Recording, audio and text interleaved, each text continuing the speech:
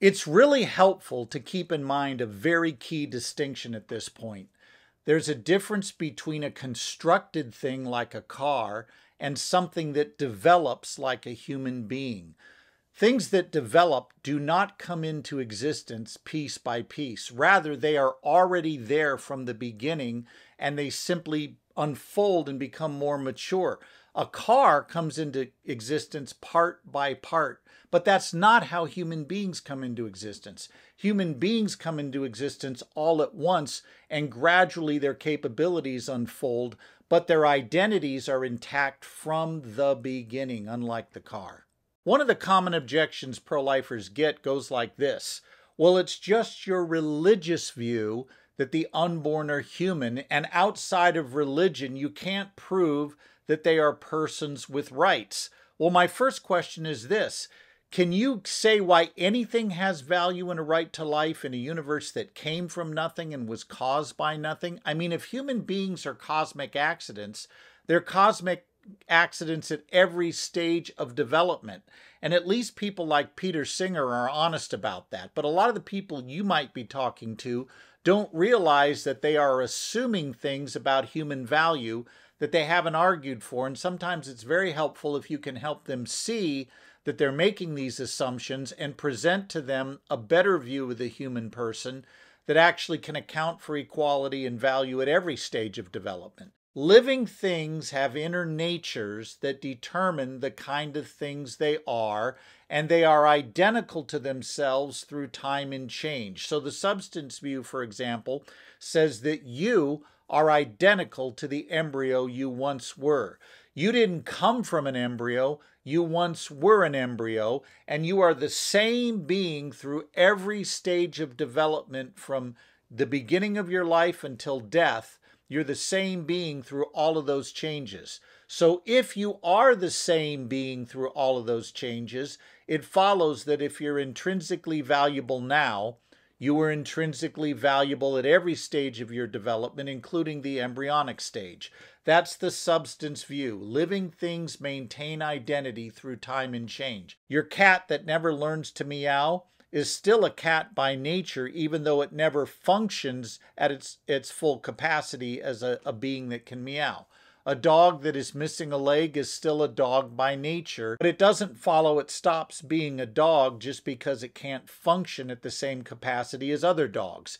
In the same way, you as an embryo will not have the same immediately exercisable capacities you will have when you're later in life. For example, as an embryo, you're not going to have the immediate capacity to think abstractly, to solve complex problems, to engage in language, to engage in community with other human beings. But it doesn't follow that because you lack that immediate capacity for those things, that you're not the same being at that stage of development as you are at a more mature stage. No Corvette just shows up on the assembly line and drives its own development forward. But when you were an embryo, you were already driving your own development. It was your inner nature that was driving your development and growth toward maturity. It wasn't that you're put together part by an outside being like the Corvette is. Rather, you emerged and became what you were based on your inner nature. That's the substance view of human persons. And that is the philosophical grounding for the pro-life view. We are not constructed things like Corvettes. We are substance things that are defined by our inner natures, not the number of parts we might have or functions we can perform. Somebody might come along and say, how can you say that embryo is a living substance when it doesn't even have a brain yet? How can you claim that's a human being with a right to life when there's no brain there? Let me ask a question. Does an embryo need a brain to live?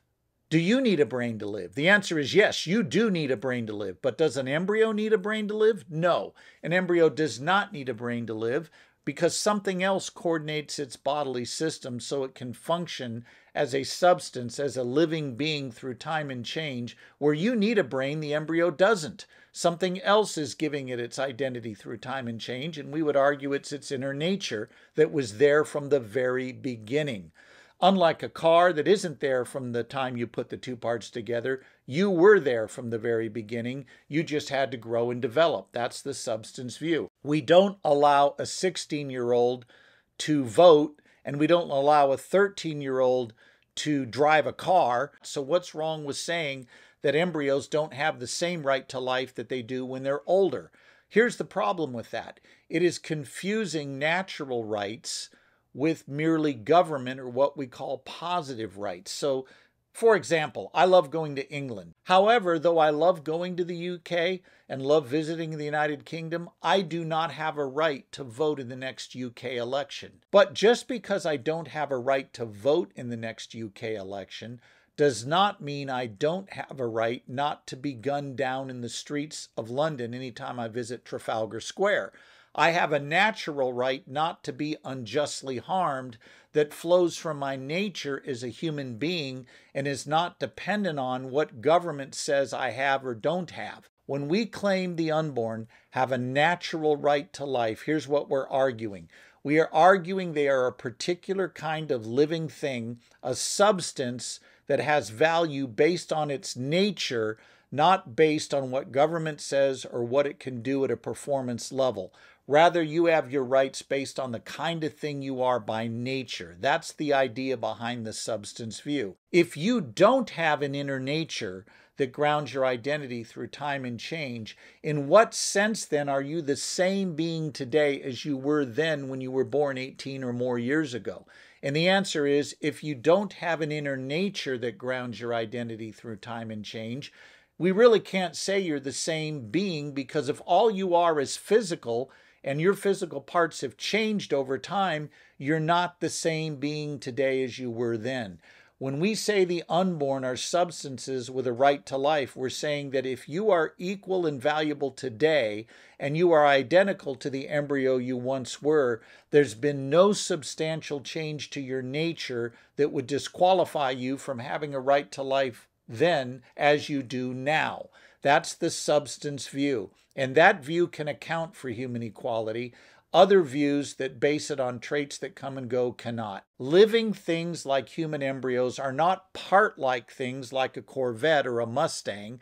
Rather, embryos are substances that maintain their identities through time and change. They are the same being at a later stage of development and maturity as they were when they first began. They did not evolve into human beings from embryos. They were human from the beginning because embryos are identical to the mature adults they will later become.